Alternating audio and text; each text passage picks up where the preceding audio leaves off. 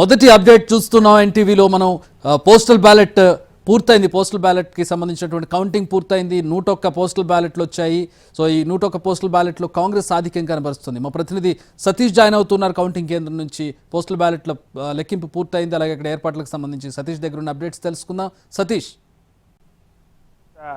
Chakri, postal ballot పూర్తయింది. దీంట్లో postal బ్యాలెట్లో Congress అభ్యర్థికి కొంత మెజార్టీ వచ్చింది. అధికారికంగా ఇంకా ప్రకటించలేదు, మరి కొద్దిసేపట్లో అధికారికంగా ప్రకటించబోతున్నారు. అయితే అఫీషియల్గా అంటే ఈవీఎంలు స్టార్ట్ అయిన తర్వాత, ఈవీఎంల కౌంటింగ్ స్టార్ట్ అయిన తర్వాత మొదటి నుంచి కూడా ఇంకా ట్రెండ్స్ మరొక 20 నిమిషాల నుంచి 25 నిమిషాల తర్వాత ఈవీఎంల మొదటి రౌండ్ ఫలితం వచ్చే అవకాశం ఉంది. మరొక అర్ధగంటలో పూర్తి స్థాయిలో హాఫ్ అన్ అవర్లో ఒక ట్రెండ్ తెలిసే అవకాశం ఉంది. తర్వాత ఒక 4-5 రౌండ్లకు ట్రెండ్స్ తెలిసే అవకాశం ఉంది. కాబట్టి దానికి సంబంధించి బీఆర్ఎస్ నిన్నటి నుంచి చెప్పినటువంటి విధంగా ఏదైతే ఏజెంట్స్ని ప్రత్యేకంగా మాజీ ఎమ్మెల్యేలని, మాజీ కార్పొరేషన్ చైర్మన్లని కౌంటింగ్ కేంద్రంలోకి పంపించారు. కౌంటింగ్ కేంద్రంలో మొదట వచ్చినటువంటి ట్రెండ్స్ని చూసి ఎలాంటి నిర్ణయం తీసుకోవద్దు, అంటే బయటికి రావడం లాంటివి చేయొద్దు, పూర్తిగా కౌంటింగ్ అయ్యే వరకు అక్కడే ఉండాలని చెప్పి ప్రత్యేకంగా ఏజెంట్లకు చెప్పి పంపించడం జరిగింది.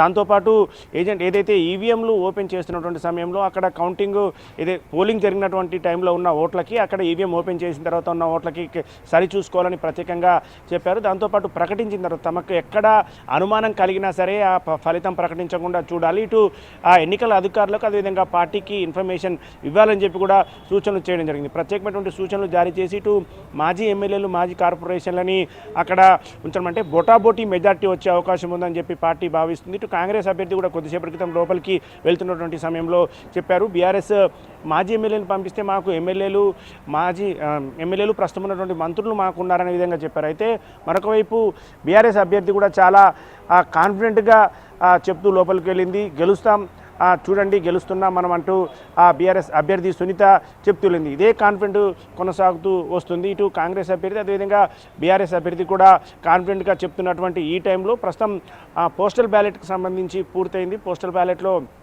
కాంగ్రెస్కి ఆధిక్యంలో వచ్చినా సరే ఇంకా పర్ఫెక్ట్ అంటే 4-5 రౌండ్లు పూర్తయితే కానీ ఒక ట్రెండ్స్ తెలిసే అవకాశం ఉంది. 4-5 రౌండ్లు ఈవీఎంలకు సంబంధించి ఇప్పుడే ఓపెన్ చేశారు. ఈవీఎంలు కౌంటింగ్ చూస్తున్నారు. ఈవీఎంలో ఎంత ఓటింగ్ జరిగిందనేది ఫస్ట్ పూర్తిగా చూస్తారు. అంటే ఓటు జరిగినట్టు ఏ పార్టీకి ఓటు వచ్చిందనేది చూసిన తర్వాత తెలుస్తుంది. మొత్తం 58 మంది అభ్యర్థులు ఉన్నారు కాబట్టి ఒక్కొక్క అభ్యర్థికి ఎన్ని ఓట్లు వచ్చాయనేది, ఒక్కొక్క నెంబర్కి ఎంత అనేది లోపల కౌంటింగ్ జరుగుతున్న సమయంలో కౌంటింగ్ చేసేటటువంటి అధికారి చెప్తుంటారు. బయట ఉన్నటువంటి అంటే కౌంటింగ్ లోపల ఒక ప్రత్యేకమైన జాలి ఏర్పాటు చేసి జాలి బయట కౌంటింగ్ ఏజెంట్లు అందరూ కూడా ఉంటారు. వాళ్ళు కౌంట్ చేసినటువంటి ఈవీఎం కౌంట్ చేసింది డిస్ప్లేలో చూపిస్తూ ఉంటారు. వాళ్ళందరూ కూడా రాసుకుంటూ ఉంటారు. అఫీషియల్గా అధికారికంగా వాళ్ళు చూసిన తర్వాతనే ఇంకొక నెంబర్కి వెళ్తుంటారు.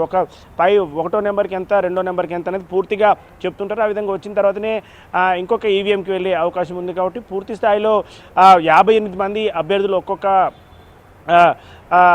ఒక్కొక్క ఈవీఎంలో వాళ్ళకి సంబంధించిన ఓట్లు పడుతూ ఉంటాయి. కాబట్టి అది పూర్తిగా అందరి డేటా రావడానికి కొంత సమయం పడుతుంది. ఓవరాల్గా చూస్తే ఇటు పోస్టల్ బ్యాలెట్ తర్వాత రాబోతున్నటువంటి ఈవీఎంలు చాలా కీలకమైన రిజల్ట్ ఇది. ఈవీఎంలకు సంబంధించి 3 నుంచి 4 రౌండ్లు అయిన తర్వాత ఒక ట్రెండ్స్ తెలిసే అవకాశం ఉంది. చక్రి.